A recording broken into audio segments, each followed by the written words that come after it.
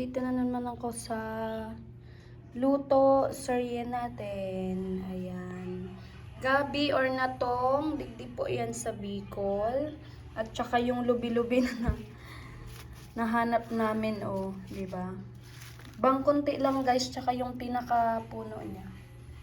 Tapos, yung paklang ng gabi or natong, sibuyas, bawang, sile.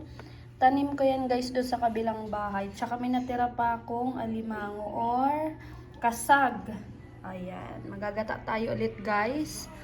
Nasabi ng kapatid ko baka hindi na daw kami mamatay dahil panay kami gulay ngayong mga nakaraang araw.